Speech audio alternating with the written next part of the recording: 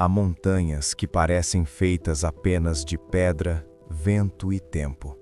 Até o instante em que alguém percebe que elas estão guardando alguma coisa. Durante séculos, ela ficou ali sem chamar atenção especial, sem ruínas visíveis, sem muralhas expostas, sem nada que sugerisse grandeza humana. Mas alguns lugares não revelam sua importância na superfície. Eles exigem suspeita, paciência e a coragem de escavar onde ninguém imagina encontrar nada.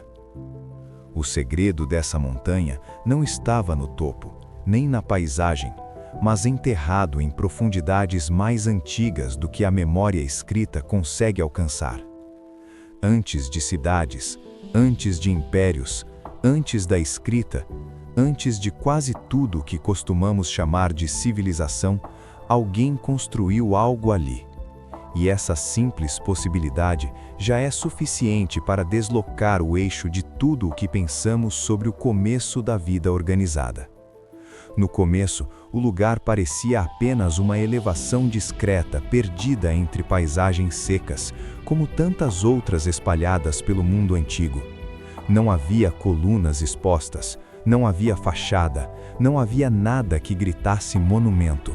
A montanha escondia tudo, fingindo ser comum. Só quando a terra começou a sair, pedra por pedra, o relevo deixou de ser geografia e começou a se transformar em arquitetura. Debaixo da montanha apareceram pilares enormes, organizados em círculos, como se alguém tivesse redesenhado a paisagem para abrigar um encontro. Essas pedras não nasceram assim. Foram talhadas, transportadas e erguidas com uma intenção rígida demais para ser explicada como acaso. E então surgiram os relevos, animais tensos, símbolos insistentes, formas que pareciam vigiar o espaço como se participassem dele. O primeiro grande choque não foi apenas encontrar o complexo, mas perceber o quanto ele parecia antigo demais para existir daquele jeito. A estrutura era tão remota que parecia pertencer a um mundo anterior ao próprio começo que aprendemos a repetir nos livros.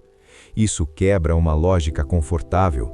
Grandes monumentos deveriam vir depois das sociedades complexas, não antes delas. Mas ali estava a prova material de que o monumental podia nascer antes da escrita, antes do metal e antes da cidade. Esse é o primeiro rompimento da história. Talvez o encontro, o símbolo e o ritual tenham vindo antes da cidade. Talvez as pessoas não tenham construído monumentos porque já eram civilizadas, mas tenham se civilizado para conseguir construí-los. Se isso for verdade, então a ordem da origem muda por completo e a montanha deixa de ser ruína para virar correção. Quem eram essas pessoas capazes de erguer pedra em escala tão grande antes do que imaginamos possível? Não eram reis de impérios, não eram arquitetos de cidades, não eram herdeiros de bibliotecas nem de metais refinados, e ainda assim conseguiram alinhar massa, forma, símbolo e espaço com uma intenção impressionante demais para ser casual. Isso exige coordenação, tempo, esforço partilhado e, acima de tudo, uma razão poderosa para reunir tanta gente. A montanha sugere que antes de plantar em larga escala, talvez os humanos já soubessem se reunir por significado. Talvez o sagrado tenha organizado o trabalho muito antes do Estado organizar a cidade. Só isso já bastaria para tornar a montanha silenciosa demais para ser confortável. Mas os pilares dizem mais do que a escala. Eles dizem algo sobre a mente que construiu aquilo. Alguns parecem corpos abstratos, quase humanos, como se a pedra tivesse sido transformada em presença e não apenas em estrutura. Ao redor deles, animais surgem em relevo com tensão, ameaça e movimento, como se o espaço estivesse cercado por forças invisíveis. Nada ali parece neutro, decorativo ou casual. Tudo parece carregado de intenção, como uma linguagem anterior às letras. Esse é o segundo rompimento. Talvez a imaginação simbólica em grande escala seja muito mais antiga do que aceitamos. A montanha não guardava só pedra antiga, guardava uma mente coletiva trabalhando sobre o invisível. Só que existe um detalhe ainda mais estranho, e ele muda o enigma inteiro. Em algum momento, esses recintos não foram destruídos por inimigos, nem arrasados por um cataclismo repentino. Eles foram enterrados de propósito. Alguém preencheu aqueles espaços com toneladas de material, como quem encerra algo que não quer apagar por completo. Isso parece menos ruína e mais despedida, menos colapso e mais fechamento.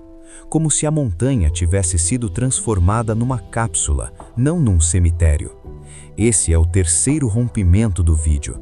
Preservar enterrando também é uma forma sofisticada de memória. Talvez quem cobriu aquelas pedras quisesse protegê-las de um mundo que estava mudando rápido demais. Talvez quisesse encerrar um ciclo sem permitir que ele desaparecesse completamente da Terra.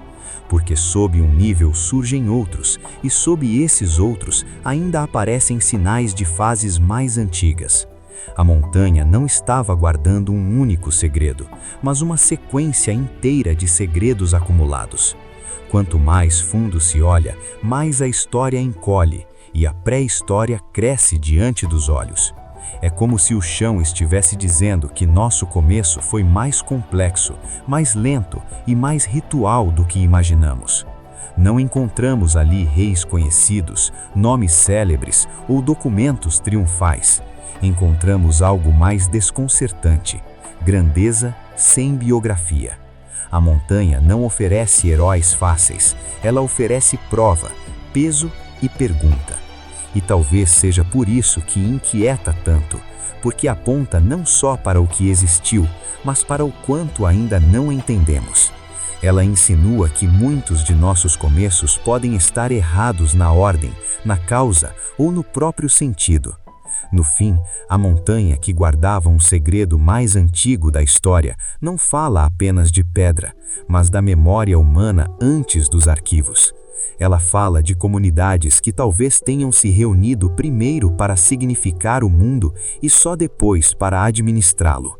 E talvez o segredo mais antigo que a história possa guardar seja justamente este: começamos reunindo significado antes de reunir poder.